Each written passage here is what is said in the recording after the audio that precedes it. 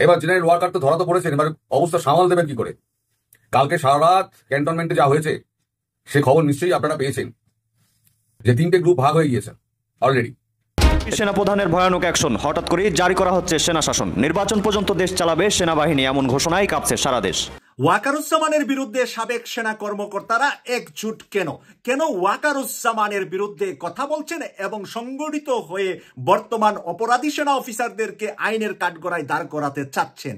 আসসালামু আলাইকুম প্রিয় দর্শক, নতুন একটা গুরুত্বপূর্ণ ভিডিওতে আপনাদেরকে স্বাগত। প্রিয় দর্শক, বাংলাদেশের যে পরিস্থিতি তার প্রেক্ষাপটে যা সকল কিছু ঘটে চলেছে তারই কিছু গুরুত্বপূর্ণ খবর আজকে তুলে ধরবো। হ্যাঁ প্রিয় দর্শক, আপনারা ইতিমধ্যে এই ভিডিওর কিছু অংশ দেখে ফেলেছেন, দেখেই বুঝতে পারছেন আজকের ভিডিওটি কতটা গুরুত্বপূর্ণ। তো দর্শক, যারা ভিডিও অন করেছেন তারা ভিডিও না টেনে পুরো ভিডিও দেখতে থাকুন, তাহলে ভিডিওর অংশ বিশেষটা বুঝতে পারবেন। তো প্রিয় দর্শক, এখন যারা চ্যানেলটিকে সাবস্ক্রাইব করেননি তারা এরকম কোনো খবর পেতে চ্যানেলটিকে সাবস্ক্রাইব করে রাখুন, আর যারা করেছেন তাদেরকে অসংখ্য অসংখ্য ধন্যবাদ। চলুন এক লাইক দিয়ে পর্যায়ক্রমে ভিডিওগুলো দেখে আসি। এবার জেনারেল ওয়ার্কার তো ধরা তো পড়েছেন, এবার অবস্থা সামাল দেবেন কি করে? কালকে সারা রাত ক্যান্টনমেন্টে যা হয়েছে সে খবর নিশ্চয়ই আপনারা পেয়েছেন যে 3টে গ্রুপ ভাগ হয়ে গিয়েছে অলরেডি।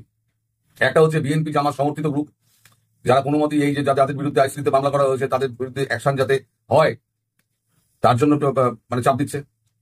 আর একটা গ্রুপ আছে যারা আওয়ামীপন্থী, তারা বলছে যে এখন আপনাকে সে সেনাবাহিনীর হাতে ক্ষমতা নিতে হবে, নিয়ে এখন সরকারকে উৎখাত করতে হবে, করে দেশকে শান্ত করতে হবে।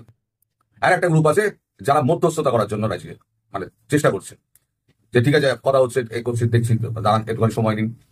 এই যারা তৃতীয় গ্রুপের যেটা কথা বললাম, যারা মধ্যস্থতা করার চেষ্টা করছে, এরা কোনো মতে কালকে এই বিদ্রোহটা সামাল দিয়েছে।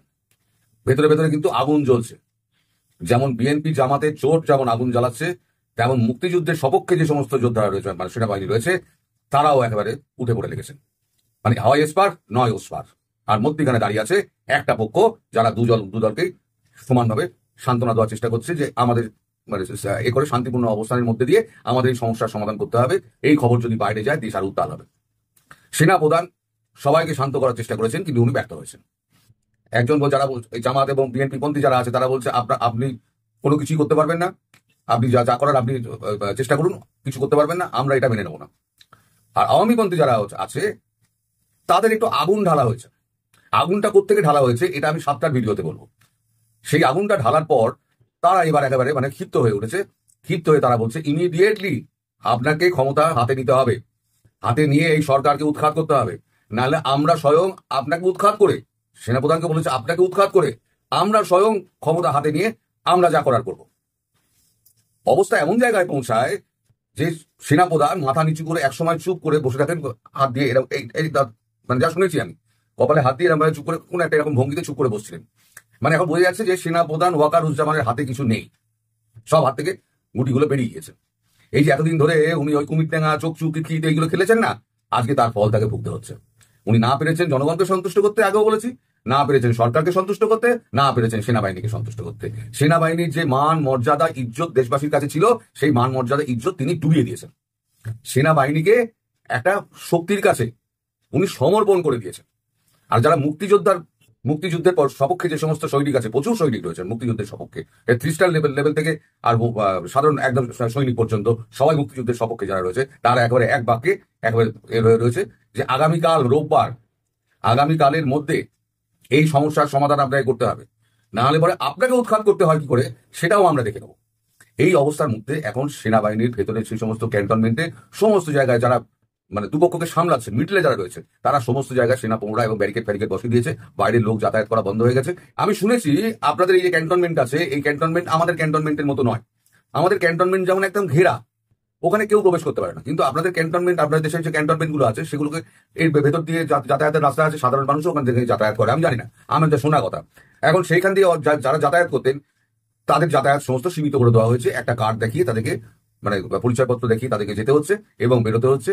এখন সমস্ত বাইরের যত হকার থেকে আরম্ভ করে যারা সমস্ত ঢুকতো তাদেরকেও বন্ধ করে দেওয়া হয়েছে। একটা থমথমে অবস্থা, যে কোনো দিন যে কোনো কিছু হতে পারে।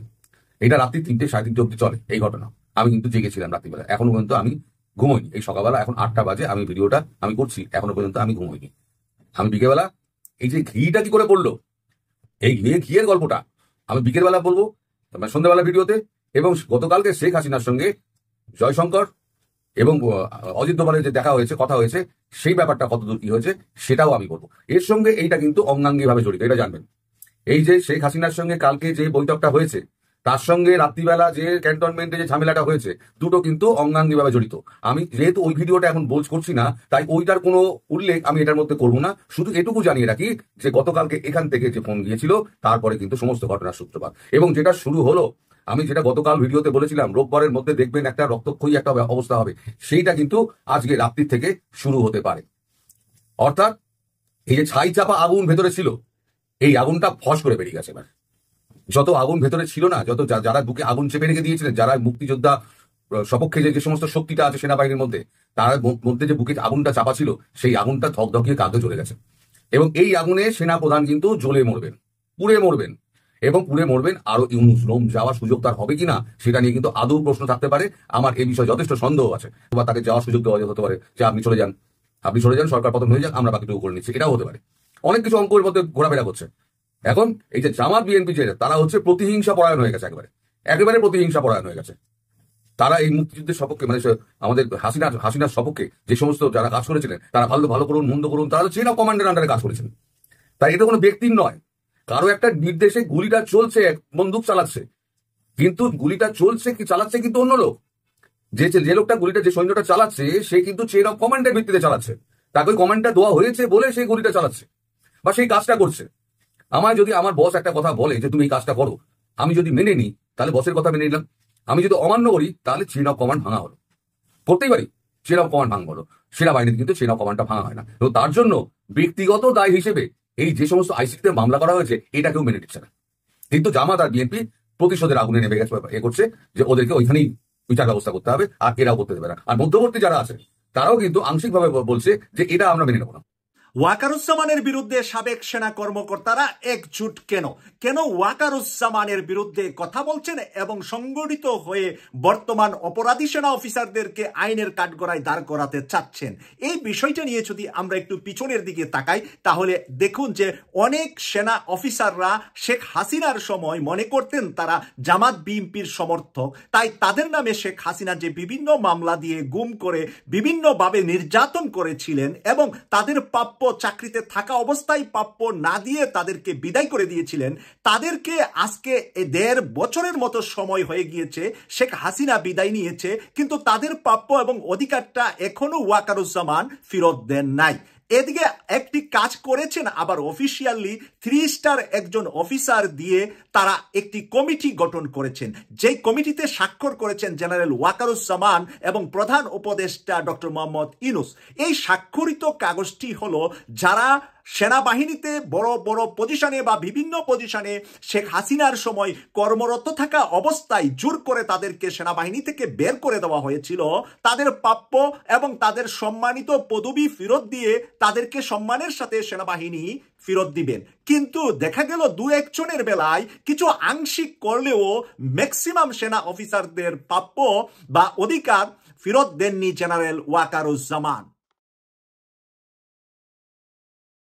আমার জানা মতে ব্রিগেডিয়ার জেনারেল হাসান নাসির সহ বহু সেনা অফিসার এখনো তাদের অধিকারটা, যে তাদেরকে শেখ হাসিনা জোর করে অবসরে দিয়ে দিয়েছিলেন, চাকরি থেকে অব্যাহতি দিয়েছিলেন, কিন্তু তাদেরকে বর্তমানে নতুন করে আইন করা হয়েছে সেনাবাহিনীর ভিতরে, সেই আইনে স্বাক্ষরও করেছেন ওয়াকারুজ্জামান এবং আমাদের প্রধান উপদেষ্টা, কিন্তু তা বাস্তবায়ন করছে না। তাদের বর্তমানে তারা যখন ব্রিগেডিয়ার জেনারেল থেকে বা কেউ মেজর থেকে কেউ কর্নেল থেকে তাদেরকে যে জোর করে অব্যাহতি দেওয়া হলো, তারা যদি আজকে পর্যন্ত কর্মে থাকতেন তাহলে তারা ম্যাক্সিমাম সকলেই মেজর জেনারেল পদবি পেয়ে যেতেন, কিন্তু জেনারেলও অনেকে হতেন, কিন্তু তাদেরকে সেই সুযোগ থেকে বঞ্চিত করলো শেখ হাসিনা।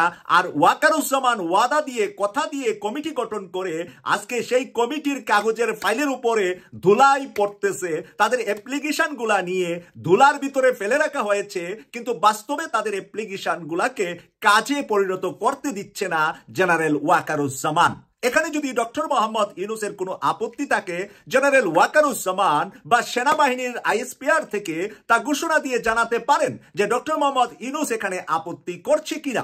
কিন্তু যেহেতু সেনাবাহিনীর পক্ষ থেকে আইএসপিআর দিয়ে সেনাপ্রধান ওয়াকারুজ্জামান কোনো কিছুই অবগত করছেন না, যারা প্রাপ্য তাদেরকেও করছেন না, দেশের জনগণকেও করছেন না, তাহলে ধরে নেওয়া যায় যে শেখ হাসিনার বানানো ফর্মুলায় শেখ হাসিনা যাদেরকে বঞ্চিত করেছিলেন, শেখ হাসিনা যাদের র্যাঙ্ক কেড়ে নিয়েছিলেন, তাদেরকে ওয়াকারুজ্জামানও কেড়ে নেওয়ার পক্ষে আছেন। লুক দেখানো একটা কমিটি আর একজন 3 স্টার অফিসারকে দিয়ে তাদেরকে লিয়াজু মেনটেনের জন্য অ্যাপ্লিকেশন করার জন্য জায়গাটা তৈরি করে দিয়েছেন। বাস্তবে অ্যাপ্লিকেশনগুলার কোনো বাস্তবে প্রয়োগ হচ্ছে না। আমরা অনেক টকশোতে অনেক জায়গায় দেখেছি কর্নেল হাসিনুর রহমান তার বক্তব্যের ভিতরে তুলে আনতে যে সে ভারত বিরোধী একজন সেনা অফিসার হওয়ার কারণে তাকে ধরে নেওয়া হয়েছিল বিএনপি জামাতপন্থী কর্নেল হিসাবে, আর সেই কারণে তাকে আয়নাগরের মতো জায়গা ক্যান্টনমেন্টের ভিতরে আটকিয়ে রাখা হয়েছিল। তো এই হাসিনুর রহমান দিয়ে যদি আমরা উদাহরণস্বরূপ দেখি, তাহলে কেন হাসিনুর রহমানকে তার চাকরি থেকে জোর করে ধরে নিয়ে গিয়ে আয়নাগরে আবার ক্যান্টনমেন্টের ভিতরে রাখা হয়েছে? কেন ওয়াকারুজ্জামান সহ যারা আজকে যাদের নামে আমরা আন্তর্জাতিক অপরাধ ট্রাইব্যুনাল থেকে গ্রেফতারি পরোয়ানা হয়েছে, তারা কেন হাসিনুর রহমান কোথায় আছে এই শব্দটি পর্যন্ত করলেন না? অপরদিকে অধ্যাপক গোলাম আজমের ছেলে হওয়ার কারণে ব্রিগেডিয়ার জেনারেল আমান আজমিকে 22 আগস্ট 2016 সাল থেকে 24 সালের 5 আগস্ট হাসিনা বিদায় নেওয়ার পর পর্যন্ত এক্স্যাক্টলি 9 বছর তাকে আয়নাগরে ক্যান্টনমেন্টের ভিতরে আটকিয়ে রাখা হয়েছে। তার স্টারটা কেড়ে নেওয়া হয়েছে। যশোর ক্যান্টনমেন্টের জিসিও থাকা অবস্থায় তাকে ঢাকায় ডেকে এনে মইনু আহমেদ তার স্টারটা কেড়ে নিয়েছিলেন হাসিনা যখন প্রথমবার 9 সালে ক্ষমতায় আসে। মানে মঈনুদ্দিন ফখরুদ্দিন বিদায় নেওয়ার পরে হাসিনা শপথ নেওয়ার কিছুদিন পরে যেই ঘটনাটি জেনারেল মইনু আহমেদের মাধ্যমে করেছিলেন, সেই আমান আজমিকে পরবর্তীতে হাসিনার গোয়েন্দা সংস্থা সাদা পোশাকধারীরা 22 আগস্ট 2016 সালে গুম করলো। একজন এত বড় মাপের সেনা অফিসার যে সব জায়গায় ফার্স্ট হতেন, এই মেধাবী এই অফিসারটা কোথায় আছে? এটা কি দায়িত্ব ছিল না সেনাবাহিনীতে আজকে যারা কর্মরত বিভিন্ন স্টার নিয়ে বসে আছে, তাদের কি দায়িত্ব ছিল না যে আমাদের এই তরতাজা একজন অফিসার কোথায় হারিয়ে গেল, তার একটু তথ্য নেই, তার একটু খবর নেই? এই দায়িত্ব কি এনএসআই এর ছিল না? এই দায়িত্ব কি ডিজিএফ এর ছিল না? তাহলে তারা যে দায়িত্ব পালন করেন নাই, আজকে তাদের জন্য যারা মায়া কান্না করতে চান, ওয়াকারুজ্জামান যদি ওদের জন্য মায়া কান্না করেন যে আজকে 14 জন অফিসারের নামে ওয়ারেন্ট জারি হয়েছে যারা কর্মরত আছে, আর 10 জন অবসরপ্রাপ্ত, টোটাল 24 জন অফিসার সহ 30 জনের নামে গত বুধবার আন্তর্জাতিক অপরাধ ট্রাইব্যুনাল থেকে যে হুলিয়া জারি, ওয়ারেন্ট জারি, গ্রেফতারি পরোয়ানা জারি হয়েছে, তাদেরকে যদি গ্রেফতার করতে ওয়াকারুজ্জামান না দেন, তাহলে তৎকালীন সময়ে শেখ হাসিনার সময়ে এতগুলা অফিসারকে যে গুম করা হলো, চাকরি থেকে জোর করে অব্যাহতি দেওয়া হলো, তাদেরকে আয়নাগরে রাখা হলো, সেই দায়িত্ব ওয়াকারুজ্জামান কেন তখন নিলেন না? ওয়াকারুজ্জামান তো শেখ হাসিনা চলে যাওয়ার বেশ অনেকদিন আগেই সেনাপ্রধান হয়েছিলেন। এর আগে কি ছিলেন? মেজর জেনারেল ছিলেন, ব্রিগেডিয়ার জেনারেল ছিলেন। সে তো বিভিন্ন সময় বড় বড় বিভিন্ন পদ পেতে পেতেই তো সর্বশেষ জেনারেল হয়েছেন, সেনাপ্রধান হয়েছেন। তো তার আগেও তো তার কোনো ভূমিকা বা তার সঙ্গী সাথী যারা খুন খারাপি অন্যায়ের সাথে ক্যান্টনমেন্টে থেকে সেনাবাহিনী থেকে জড়িত হয়েছিলেন, তাদের বিচার আজকে মুখামুখি যখন হলো, সে তাদেরকে বাঁচাতে যাবে। কিন্তু আগের সেনা অফিসারদের, তার সিনিয়র জুনিয়র বহু অফিসাররা যে হাসিনার সময় গুম হয়েছিল, হাসিনার সময় অন্যায়ভাবে কারাবন্দী ছিল, তাদের পক্ষে কেন ওয়াকারুজ্জামান দাঁড়িয়েছিলেন না? এই প্রশ্ন এখন দাঁড়িয়েছে অবসরপ্রাপ্ত সকল সেনা কর্মকর্তাদের, যারা নাকি শেখ হাসিনার সময় বিএনপি জামাতের সাপোর্টার হিসাবে বঞ্চিত হয়েছিলেন। তারা এখন ঐক্যবদ্ধ হয়ে ক্যান্টনমেন্টের ভিতরে এবং ক্যান্টনমেন্টের বাহিরে বিভিন্ন ধরনের মিটিং করছেন, এবং এই অফিসাররা কিন্তু 5 আগস্ট শেখ হাসিনা চলে যাওয়ার পিছনে বিরাট অবদান রেখেছেন। তারা কিন্তু ক্যান্টনমেন্টের ভিতরে তারা বিভিন্ন জায়গায় মিছিল মিটিং হাসিনার বিরুদ্ধে তখনই করেছিলেন। জুলাই মাস এবং অগাস্ট মাসে তাদের ভূমিকা ছিল হাসিনার বিরুদ্ধে, ভারতের বিরুদ্ধে খুব পাওয়ারফুল ভূমিকা হিসাবে কিন্তু আমরা লক্ষ্য করেছিলাম এবং তাদের অনেককে নিয়ে আমরা সরাসরি লাইভ টক শো করেছি।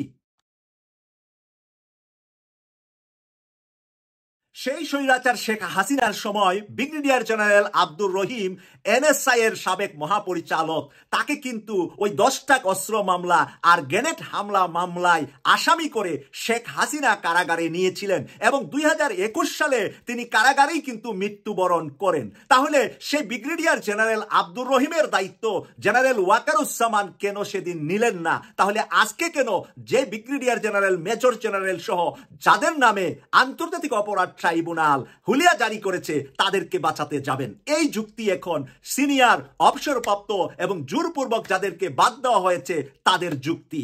অপরদিকে দেখেন ডিজিআইএফ এর সাবেক মহাপরিচালক মেজর জেনারেল রেজ্জাকুল হায়দার চৌধুরী দীর্ঘদিন কারাবন্দী শেখ হাসিনার সময়ে। কি কারণে? একজন অবসরপ্রাপ্ত মেজর জেনারেলকে ধরে নিয়ে গেল এবং কারাগারে রাখলো। কি কারণে? 10টা অস্ত্র মামলা এবং গ্রেনেড হামলা মামলায় তার মৃত্যুদণ্ড দিয়ে দিলেন। রাখে আল্লাহ মারেকে হাসিনা 5 তারিখে পালিয়ে যাওয়ার পরে সব মামলা থেকে বেকসুর খালাস পেয়ে উনি কিন্তু বাহিরে এসেছেন, ফিরত এসেছেন।